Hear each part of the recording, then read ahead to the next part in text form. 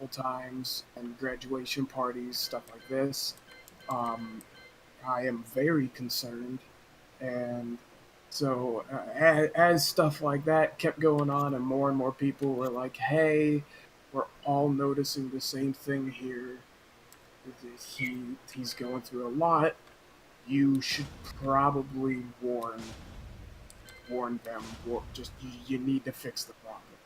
And I was I'm getting confused on like the vagueness of the thing. Warn who about what exactly? specifically Eddie about becoming extremely mentally unstable and making more and more comments like that. Okay. And I know that that's up Eddie's humor aisle, so Correct. Yeah, that's I just wouldn't like. I know it sounds insensitive and shit, but I wouldn't rule out Eddie just being Eddie with any of these things. You know what I'm saying? Like, yeah. I, But like, in reference to rape or whatever specifically, I have a hard time seeing Eddie being genuine about something like that. I But it's yeah, very easy same. for me to see Eddie joking about something like that. Yeah, like, and that was my concern as well. But other people being concerned about it, other friends of Eddie coming and being like, "Hey, this is happening." Like, and after everything was on my plate and like everything was in front of me and there, I thought about it and I was like, all right, what if what if it's not just joking? Right. What if something does happen? What if these people came to me with information and concerns and I was like, nah, it's just Eddie being Eddie, and then something did happen and I had the ability to either completely prevent, warn, whatever, then I wouldn't be able to live with myself. Right. Right. Right. So I I talked to Hannah and I was like, hey, these people have come and said these things.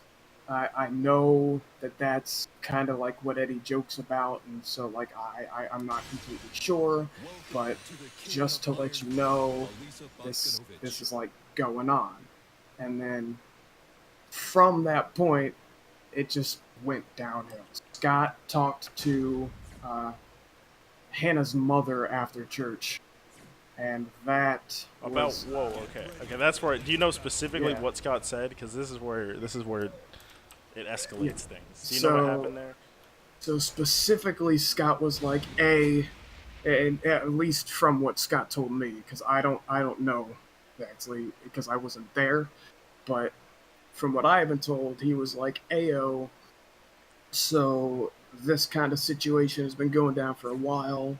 Nobody really knows, but we know of his peaks and valleys of like being emotionally or mentally unstable at times. We know that he's been heavy into drugs and alcohol. It hasn't really been a problem, but all this is going on, and you are solely basically like she basically says that her life goal now is to protect her, and Her I mother's was life goal is to protect Hannah. Is that what you're saying? yeah, Okay. basically. So he was like, "You deserve to know this," and so from that point, her entire family knew about this, and her dad was like, "Yeah, there's no way any of this is going to even have a chance of coming down." Her dad, so Scott said that to her mother, and I was like, "Don't say anything. I'm working on it. I'm figuring it all out. It's not a big problem yet. Let me do my thing." And after that happened, it was kind of just screwed because then everybody was coming to me and being like, question, question, question, question, question, what's going on, blah, blah, blah, blah, blah. And I'm like, it's probably nothing, but this is what I know. Um, her dad's response was interesting because I talked about the comments. I talked because he specific like I didn't want to say anything like I don't want anybody to have negative thoughts of anybody. Like I feel bad saying anything that would cause someone to like, push away another human being, especially someone that like people know. So like I wasn't giving any information unless asked specifically about that information due to Right. what Scott said and what they all figured out throughout the thing. Right. And her dad was like, yeah, the comments don't really worry me at all, but the drug stuff does worry me. And I'm like, those comments don't worry you? Wait, her dad said that? Her dad said that. Interesting. And he wrote it off as it's kids being kids. Right. Locker room banter.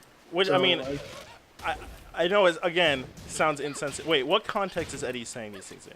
Are these like Discord messages, or like I need to know that out of curiosity. I only heard it a couple times. The only one of those couple times was actual like straight up. You know what? If I got the chance, then why not? Kind of thing. Okay. But and not like got the chances in like, oh, she offered, but got the chances in like, oh, you know, if everything lines up and I can strike, then go for it. And I was assuming once again that was just Eddie joking. Right. You know, it's that specific fact of the Eddie jokes about this stuff normally is the tipping point of why I didn't do anything about it, why I didn't say anything up until the point when Scott fucked me over. Right. So then everybody knew, and then Eddie was told about it by Hannah that her parents were told about it, and then Eddie came and said to everybody else that, oh, I told on him of using drugs, and that there was nothing else to it. And I'm like, dude, I've been there with you for years watching you do this. Never had a problem with it. It wasn't affecting you. Why would I just go and be like, hey, this? And his response was that because I didn't want him having anything to do with Hannah. Meanwhile, during this time, I was talking to Jocelyn and have now been with her in a relationship for many months. So like nothing lines up with that. Like everyone just was pushing different intentions on why I would lie about all this shit, and I'm like, it. Everyone came to me with stuff like I'm not the conductor behind this. I'm the guy that the job was pushed onto. You're the middleman. Yeah, like, and the funny thing that I found about it was after I did this, after it all happened, like many of the people that came to me with the concerns also stopped talking to me about it. Now that got me thinking, like, oh, maybe a lot of these people just wanted me out of the picture or something like that. But like, I could never really know because they wouldn't say anything about it. So like, basically my plan was, you know what? Clearly, I accepted a job that I knew would have negative outcomes for most likely everybody involved, but at the same time, it would be something that could either be fixed in time or people would understand why it happened. And the flip side of that would be if something did happen, I wouldn't be able to, one, do anything about it, and two, live with myself knowing that it was a possibility in the first place. Right. So I think on Drive I wrote a giant fucking thing about it. I don't know if I can find that. But my whole thing afterwards is just, you know what? I'm just gonna sit back. What's been done's been done. I know I did what was the right choice at the time, whether it was, you know, something that was an actual genuine concern or not, who knows.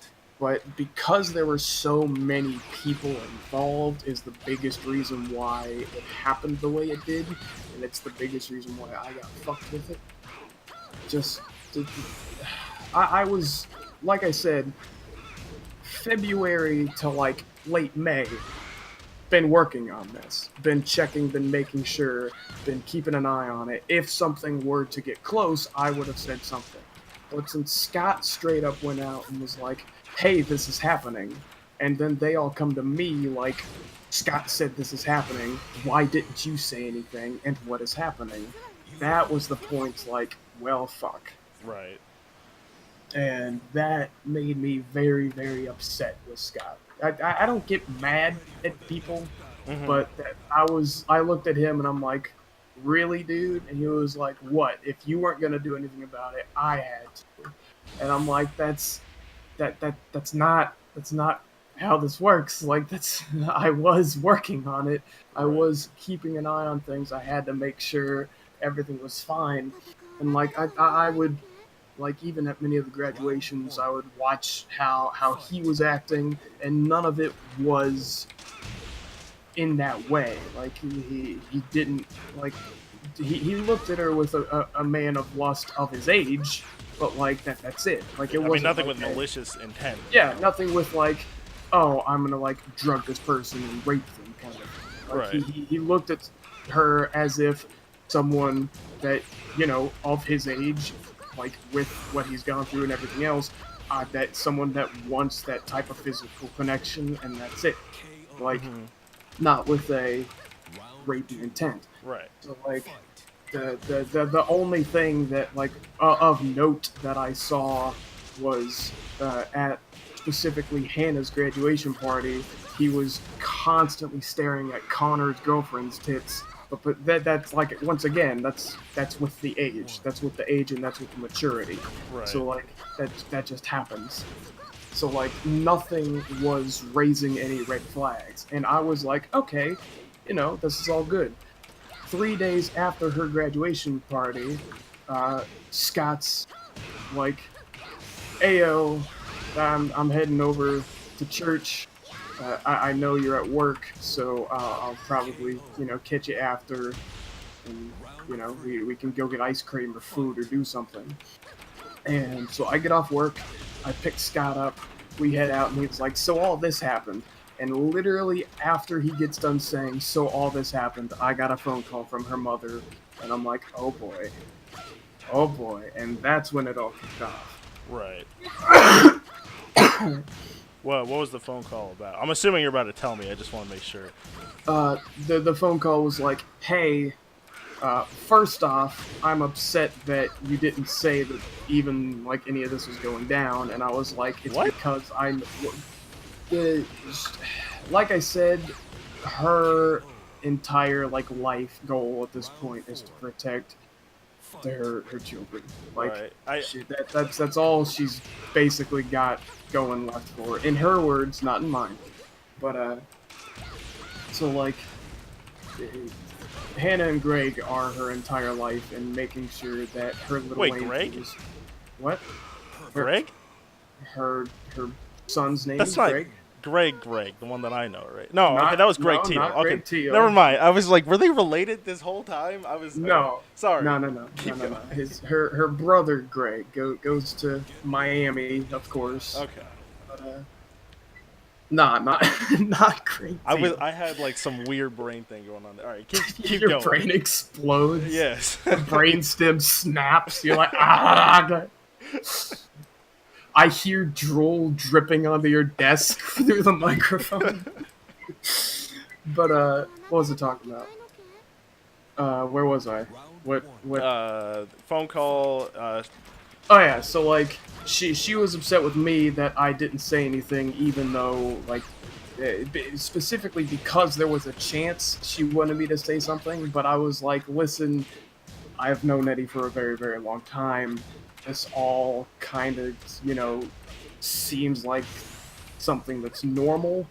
So like, and I've also been working on this and keeping an eye on it. And trust me, if something were to be close to happening, at least from my knowledge, you would know immediately. Right. And so I was, and she, from my experience at Marburn, that I am the person that everybody will come and say anything to. Like, strangers will come up to me, or not strangers, but people I don't know very well will come up to me and be like, "Hey, this is going on, help." Right. It's just something that happens, and I enjoy it, but at the same time, it's kind of like a curse. Oh, absolutely. I understand. I don't for sure. sleep because I am constantly working on everybody else's problems. Right. Which, which I enjoy doing. It gives me a feeling of purpose in this life, but at the same time, it's really stressful, Oh, and I'm I probably gonna understand. die when I'm like 40 just from stress.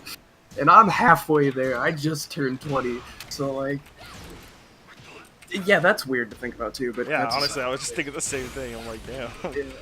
But so fuck. What was it? uh, she was disappointed in you for not telling her that Disappointed shit. in me for all that. So then I was basically getting ridiculed and yelled at by one of the by someone in our church that basically only trusted like 3 people to be able to say anything to, and I was one of them. And the fact that I didn't say anything to her about the situation really ruined our trust and everything else. And then so Gregory got in on it, her dad got in on it, everybody was just asking all kinds of questions. So my entire night, which was the only time off I would have all week, got specifically was just me sitting on a park bench talking to all of them over the phone of all the information that I had that they were asking about. Mm-hmm. So that was also annoying. And then afterwards, literally after that night, I heard nothing from anybody. I came home, I sat down on my computer, I was playing World of Tanks or something, I don't even know, it might have been Ark, and then you guys came in and were like, hey Tyler, I'm like, hey, Hey, and bud. you're like, straight up you came in, you're like, hey buddy, Yeah, I like, remember. hey, and then Drew pops in, he's like, Tyler, I'm like, what's up? And then you guys are like, what the fuck? And I was like, what? To be fair, I was more like, what's happening? What's going on? That you Drew, actually may have said that specific I sentence. think I Hey, did. what's happening? What's going on? And uh, my memory's bad, so being able to remember specific details like that is, you know, I like, had a concussion the other week. Jesus, seriously? From what? Yeah, From someone at Kroger when they work. work at you too? Oh, I know. Yeah, I see yeah. it. I knew it. So someone at work, well, it was their second week working, and the first week you're in the classroom. The last day of your first week, you're out on the floor picking, but you have a trainer walking with you, doing everything, helping you. So it was his first day being alone, and we use walkie riders or electronic pallet jacks.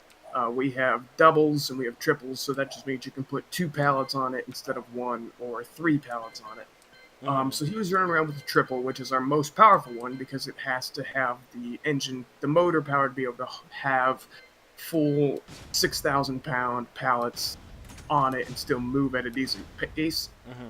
So he lost control of it and it wouldn't break. So instead of using one of the 5 emergency brake options that he could have done, including just turning it off, which immediately applies all the brakes and shuts all motor power off, he decided to leave it in coast and jump off the side of it. Oh my god. I am down the aisle from where he jumped off, and you hear them coming all the time. They'll honk their horn, they'll pass you, that's it. So I'm between my walkie rider and the uprights that I'm picking my cases from, putting them on my pallet and moving down, just picking orders. Um, so I hear it coming, and I'm like, oh, it's just somebody picking. Like you hear it every 5 seconds, so you don't look. It rams into my pallet jack, which then wipes my feet out from underneath me, from behind me, so I fall backwards and I smash my skull. First, like I'm just caught off guard, and it happens so quickly Right. I couldn't even catch myself. So I tried to grab my load, which I was stacking, which was a load of ice cream, and because of the frost on top of that, I just slipped right off. So Mm-hmm. so falling, failed to catch myself. I'm fucked at this point. So I smashed my skull on the concrete floor, and I'm out. I'm out cold. Not only out cold as in knocked out, but I'm out, and I'm also in -25, so I'm freezing. So,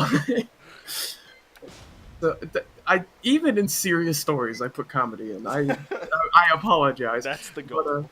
that's the goal. But so I come to what was apparently only like 4 seconds later, but it felt like a year and a half, and it was the weirdest thing.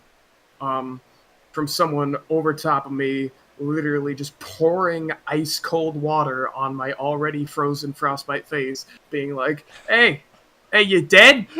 Hello? Hey?" And so I came to, I was like I could not speak, I could not see. It was the first time I've ever